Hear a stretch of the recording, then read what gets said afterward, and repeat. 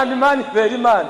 Namajije kumusoma ngira umutekano muke, asemana koko ko nsomanye nkaba mbuze umutekano ahari nabikoze byagenda gute. Mutima warandira neza ndagenda ndabyiba, najya kurya bikanga namira bikanga. Amaze ibyumweru bibiri hariho cyo ry'Imana riramwe atariko uri ntabwo byoroshye.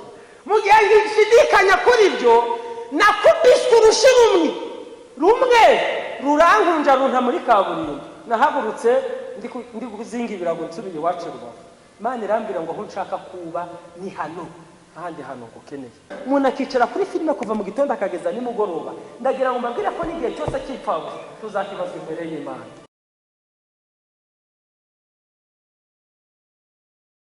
Izina ry'Imana ryibazwe. Nkunda urubyiruko, nkunda kuririmba mu gitorero, ni gufashwa n'indirimbo ntaririmbe ivuga ngo aho Yesu yageze hose biremera. Aho Yesu yageze kugira gute biremera. Uko byaba bimeze kose, mu mubabaro biremera, mu bitwenge biremera, mu munezero biremera, mu gihombo biremera.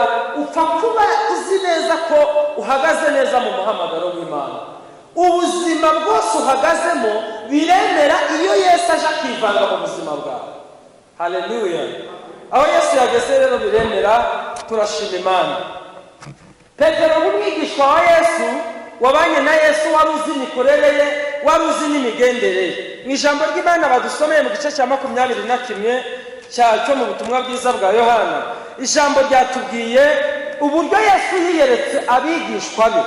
Yesu yireka abo yabanye nabo. Yesu yiyereka intumwa ze, yagendanye nazo, amarana nazo igihe, arazitoza. Igihe kigeze arapfa.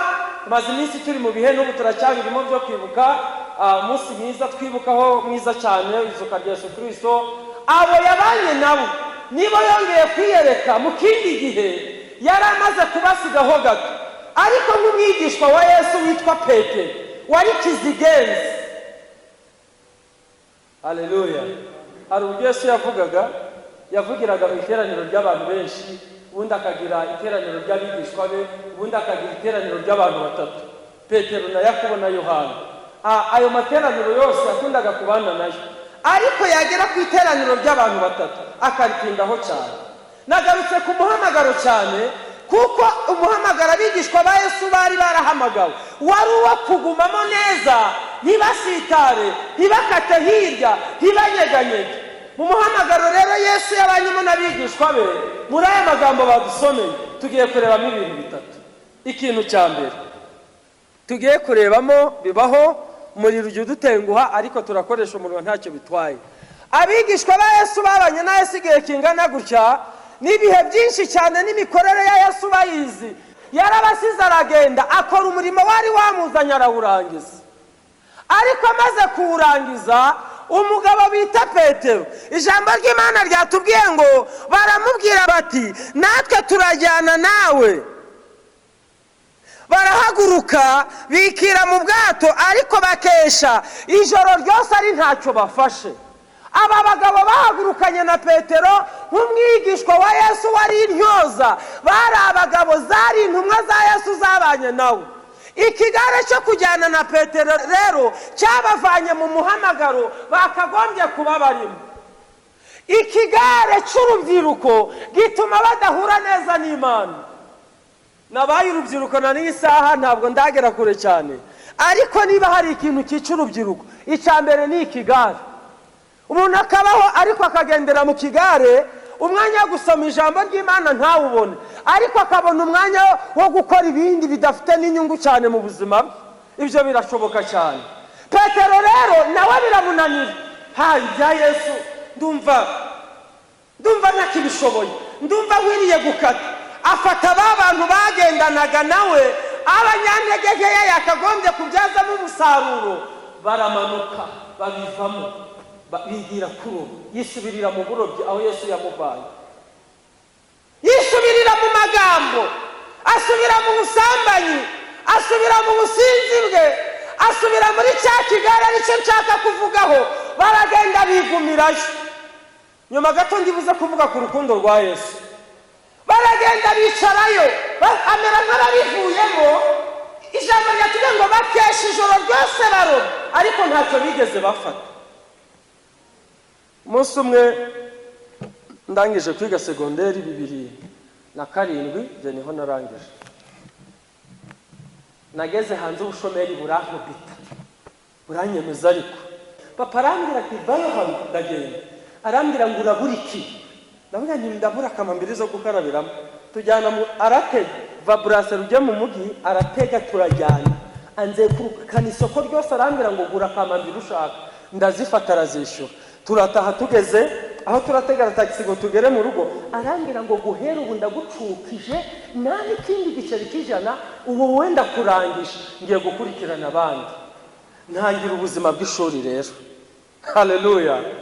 Ubukene burankubita, musore urangije utagira amafaranga, ndagenda kubitana n'ubukene. Nari umunyamasengesho nsenga, ndi umuririmbyi ndirimba, bumaze kunyotsa neza neza.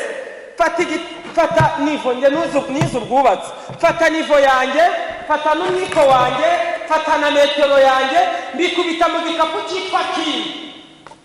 Byaragaho byo mu mugongo, sinzi niba bikibamo. Nkubitamo ndavuga mva rero mwana wanjye, oya ibi ntabwo nzabaho ndi umusore utagira ipantaro nziza yo kwambara, sinzabaho ndi umusore ntagira telefone, sinzabaho ndi umusore ndabira ndahaze. Ndamanuka njya mu mujyi wa Gisenyi, nambuka Igoma, ngeze Igoma nazengurutse icyumweru cyose mbura akazi. Bigeze aho igifundi bavuga none reka igifundi nkirambike nshaka kubuyeri, nako ndagashaka ndakabura. Byageze aho ndataha ngaruka n'amaguru, ngeze ahantu bita mu Kizungu, njya munsi y'igiti ndicara ndavuga mani urashaka kuvugana nanjye iki? Ijwi ry'Imana rirambira ngo hari aho nshaka kuba niho nzagusanga. Wowe urimo uragenda n'inzira ndashaka kugendamo, turiza aho. Ndataha n'igikapu cyanjye cya kingi, umuntu maze icyumweru adafite akazi n'inzara yaranyishe, nsubira mu rugo nicara aho mpamaho. Haleluya. Yesu ashimwe. Imana ishaka kuguma mu muhamagaro yaguhamagaye. Reka gukwepa ngo ugire uruhande, reka kuvamo uko hanze ni habi. Haleluya. Imana igushoboze cyane kandi Imana ikugirire neza. Muri 107 ajya mfasha avuga ngo nikomeze kutara handi mu musenyi. Ushobora kwikomeza ku bidafatika ukagirana imibanire mibi n'Imana. Imana ikugirire neza. Ikigare rero nicyo kintu cya mbere kigusha urubyiruko, rukagenda rugahera pe rugahenebera, ubuzima bugahagarara. Ikigare niho abantu bakorera ibyaha. Urubyiruko rushobora kubaho rukijijwe, umusore cyangwa umukobwa yava mu by'Imana yagendera mu kigare runaka, ibyaha byinshi bikagutera. Ikigare Petero yagendeyemo nabyo bigishwa byatumye batakaza umuhamagaro, ariko Yesu aracyafite urukundo rwinshi rwo kumukunda. Haleluya. Icya kabiri nakivuzeho no ubukene. Ubukene bwateye Petero n'aba bigishwa ba Yesu, bwabateye guhita bagamburura. Nawe wibaze wakoreraga umwami akaguha byose agategeka, none n'ibiryo urabibuze. Urumva akomeza kwicara hose, byaramuyobeye, aramanuka ajya gushaka amafi. Ubukene butera abantu kugamburura, ubukene butera abantu kwanga Imana, ubukene butuma abasore bajya mu byaha n'abakobwa. Umukobwa bateya mbonye umuntu nkubita 20,000 nkeneye ikanzu nziza, ntabwo ndabikepa, ndabyakira mbifate, ibindi bizaza nyuma nzihana. Babazi za Yesu ziracyari. Niba hari ikintu kimbabaza, hari igihe ugera ku mwaba ngo erega ngo bibaho, ngo kandi imbabazi z'Imana zihoraho iteka ryose. Niga mu wa 3 segonderi nigeze gusoma umukobwa nakijijwe nje ndi mu hiza ndumwana, niga mu wa 3 primaire. Cedric warabizi yabaye umusitare cyane ahubwo uteye n'ubwoba. Nonge nkizwa ndiga twajyaga gusenga twaca kuri ba Cedric bakaduseka, ariko ndashimira Yesu wagufasha. Imana yahabwa icyubahiro, Imana izikurora ibifi byiza rwose byihagaze, izina ry'Imana rishimwe. Yari umusitari uyu mupastori witwa Cedric, yambara ipantaro n'ikabutura zigeze aha, ubundi amaderede ku mutwe, agakutumbura ibitabi hanini. Waba ushaka guseka akaguhereza urw'amenyo. Mana warakoze. Imana yarobye igifi cya Cedric, ifite imbaraga zikomeye. Haleluya. Noneho ndi mu wa 3 segonderi twigaga mu ishuri ry'Ababatista muri Rutsiro, tuba muri korali. Hejejwe pe numva birimo. Nuko umukobwa aranyongoshosha, twajya dusenga naranjyana gakeya, kajya nshishira ati musaza wanjye buhoro buhoro nanjye gukanguka namusoma reka mbabwira ahantu Imana ibera Imana namajije kumusoma ngira umutekano muke ase Mana koko ko nsomanye nkaba mbuze umutekano ahari nabikoze byagenda gute mutima warangiranja neza ndagenda ndabyiba najya kurya bikanga namira bikanga Ijwi ry'Imana rirambira ngo wamupfapfa we kuki utagitahura uburyarya bwa Satani bumenya n'ubwenge kuki wabaye impumyi kabakaba ku manywa Mana ndarira ndaburuga nasomanye gusa no kuri kw'Imana munwa nta kindi wakoze nagiye gusenga ahantu yitwa Ikigufi ni kuri gakondo ya Cedric habagayo umupasiteri witwa Claude ni pare wanje umva akibona ngo nje muri vakanse ndi umusore wihagazeho ibimenyetso byose nabisibanganyije arambira ati vayo wowe Claude wari ndi kukureba ndavuga ntagiye kubivuga ntibwo arabibonye abarambye ati nawe wahangaye umukozi w'Imana wuzuye umwuka wera umunwa wawe uhura n'umuko Yesu w'i Nazareti n'ahabagaye abanyamasengesho nka 500 uru rusengero rukuzura rukanareba naramwaye nararize mvuze induru gusomana gusa n'ukuri Mana ibintu ntabwo byoroshye mureke tube mu muhamagaro w'Imana ako Imana yaguhamagara aba ari gukomeza kumera izina ry'Imana ridufashe cyane ridushyigikira ndimo ndihuta kuko turataha ngeze ku cya gatatu cya mbere navuze ikigare cya kabiri mvuga ubukene icya gatatu ngiye kubabwira urukundo rw'Imana haleluya urukundo rw'Imana mu rukundo rw'Imana rero harimo imbabazi zayo uko byari bimeze kose nubwo Petero byageze hakabivamo akigendera akajya gusubira kwirobera byamucanze byamuyoboye yabuze icyerekezo umva Yesu yongeye kumugarukaho haleluya ndasoma ijambo ry'Imana rikambwira ngo umukiranutsi wanjye naho yago ntazaramba Yesu ashimwe cyane Yesu amugarukaho amusanga mu kibaya cy'inyanja aho bari bashorewe bagenda kuroba ya mafi ntibayabona baragenda barashakisha bajya mu buyaga ntibafatisha bajya mu gifundi nkanze ntibafatisha bariga bararangiza ariko ubushomeri bukomeza ubuzima burahagarara bigezeho babivamo bafata ubuzima bw'ubukristo babuvanga n'ubuzima bw'ibyaha aho riho Yesu yaje asanga Petero ayowe yongeza ngira Imana ngo Mana ndagushimye kuko udukunda imbabazi z'Imana zihoraho iteka ryose mu mbabazi zayo rero Yesu yaje afite n'ijwi ryoroheje ryo kugira ngo Petero yubuke umutima yaraje yababajije ngo bana banjye umva ukuntu Yesu yababwiye ukuntu Yesu yababajije ku murongo wa 5 igice twasomewe Yesu arababaza ati yemwe bana banjye mufite ibyo kurya haleluya baramusubiza ngo ntabyo Yesu arababwira ngo noneho nimujugunye hahandi Petero yigiriye kwirobera Yesu amusanga yafite n'ijwi ryoroheje ijwi ry'imbabazi ijwi ry'umunezero yemwe bana banjye nubwo mwamanutse mukaza mukirobera kandi atari wo mwanya nabasizemo mufite ibiryo mumeze neza barasubiza ngo hoya imbabazi z'Imana zihoraho iteka ryose Yesu ajya tugarukaho adufitiye ibanga ikeneye ko dukomeza kuba aho yaduhamagariye nyuma yaho Yesu yashakaga kubwira Petero ikintu gikomeye ari nacyo ngiye gusorezaho muri rwa rukundo rw'Imana nuko Imana Yesu amaze kubababarira n'ijwi ryoroheje no kubagaburira no kubambika ngo Petero yari yambaye ubusa ngo arangire yiroha mu mazi ngo nuko ngo avuyemo ahita yambara vuba kugira ngo Yesu adahita amubona yambaye uko Petero ahita yambara barangije bararya nyuma yaho rero inshingano ikomeye cyane Yesu yahaye Petero ni yaramubajije Yesu ni umuhanga cyane amagambo ndayakunda yaramubajije amagambo aba ngo Petero Simoni mwene urankunda. Izi cyatumye mubaza aya magambo. Burya hari abantu bakunda umuntu, hari ukuntu umuntu akunda umuntu, umuntu agakunda umuntu n'urugero. Umugabo agakunda undi mugabo mugenzi we, ariko ntakunda abana yabyaye cyangwa umugore bibaho. Petero urankunda, Arasubiza ngo urabizi ko ngukunda.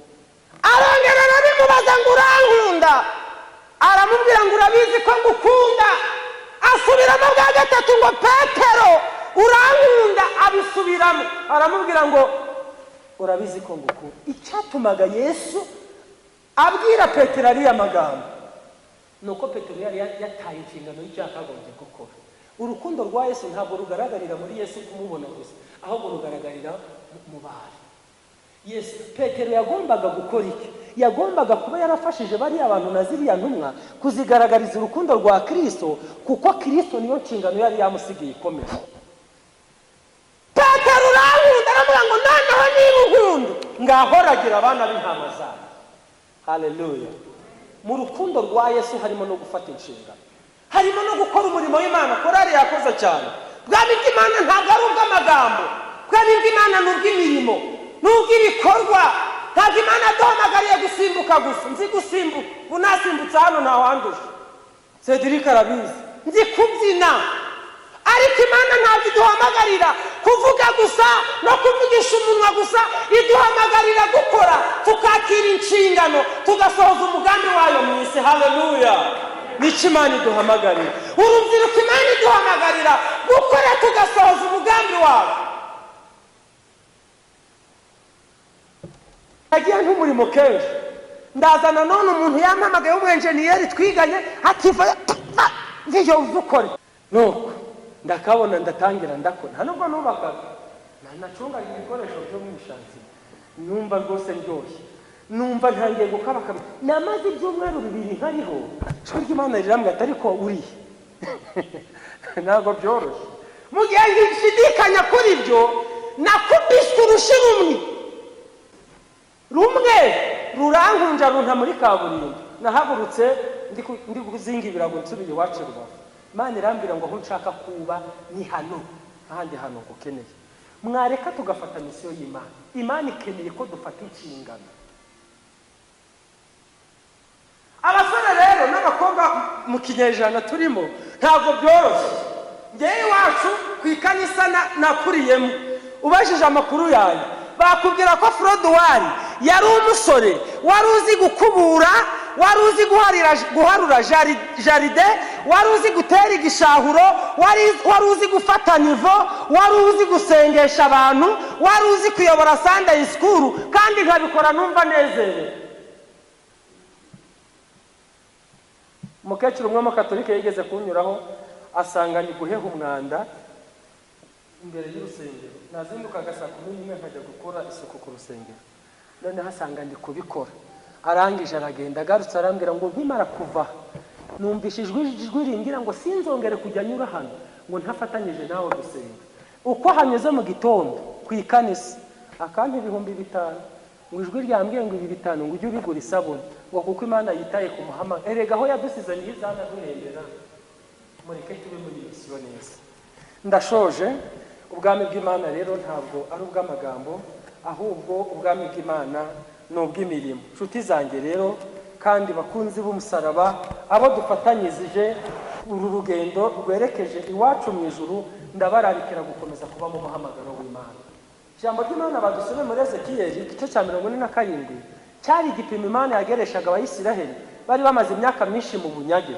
Ezekiyeli yeretswe irayerekwa, ariko umwaka wa 25 mu kwezi kwa mbere ku munsi wa 15 utangira umwaka, Imana imwereka iby'Abayisiraheli bari mu bunyage, badafite Imana rurema, badafite icyabarengera, badafite iki cyo kubakomeza, badafite irindi jwi ryo kubahumuriza. Ariko Imana irabasanga aho amazi yacaga mu rusengero, aho amazi aciye, cyari ikimenyetso cy'imbabazi cy'Imana, cyari ikimenyetso cyo kongera kubaho, cyari ikimenyetso cyo kongera gutabara.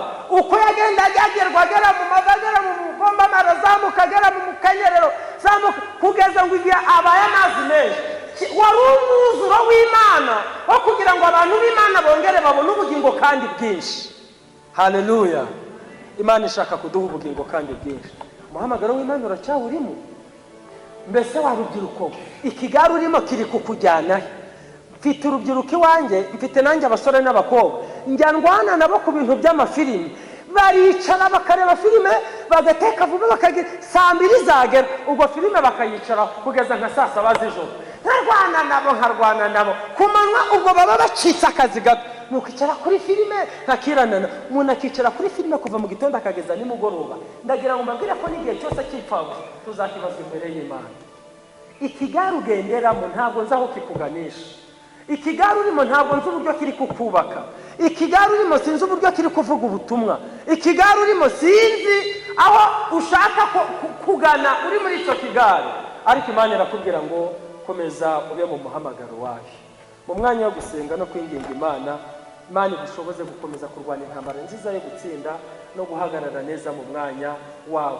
Ndagira ngo nkumenyesha ko inzira ijya mu ijuru ari inzira imeze nk'uko umuntu yakora amarushanwa kandi afite icyo ategerereje, ari gusingira, ashaka gufata kugira ngo azarobe ubwami bw'Imana. Ndagira ngo dufatanye gusenga twinginga Imana muri aka kanya. Saba Imana bana natwe. Umuntu wumva yarataye umuhamagaro wese, ndamurarikira gusengana nanjye. Umuntu wumva rwose yarajugunye akajya kwirobera akajya mu bindi, uhaguruke dusengane twinginge Imana kugira ngo igushyigikire. Omezenge amaraso y'umukiza kakwigana keretse Yesu we. Nikomeze kurutare n'abandi n'umusenyi n'abandi. Mana nibyo koko ahandi hose n'umusenyi. Twagira ishaka ryo gushaka ubuzima buryoshye, twagira ishaka ryo gushaka icyerekezo gisobanutse, ariko icyerekezo cyose twahagararamo utari kumwe natwe twaba tumeze nk'abubatse ku musenyi. Turasengera ubwoko bwawe buri imbere aha, bwaturiyeho imbaraga z'Imana. Maraso ya Yesu Kristo akiza, akiza imitima y'ubwoko bwawe. Aho buri wese yataye inzira agahagarara mu mwanya utari wo, umugarure mu mwanya we. Buri wese umuha imbaraga izina rya Yesu Kristo. Ibigare benshi bagenderamo bitera ibyaha, bitera kugwa, bitera guta umuhamagaro. Turasenze gukomeza abantu bawe, amaboko ateneburitse akomezwe nawe. Ubuntu bwawe Yesu Kristo bugota abantu bawe, izina ryawe nirihimbazwe. Mana mwuka wawe mwiza akomeze kuyobora ubwoko bwawe, kandi umwuka wawe mwiza akomeze kugota. Turarindisha amaraso Yesu Kristo urubyiruko ruri hano, baragaza Imana zibe muri rwo, bwiza bw'Imana bukomeze kutugaragaraho. Tugushimira ijambo ryawe rizima, cyubahiro nikibi cy'Imana mu izina rya Yesu Kristo umwami wacu, amen.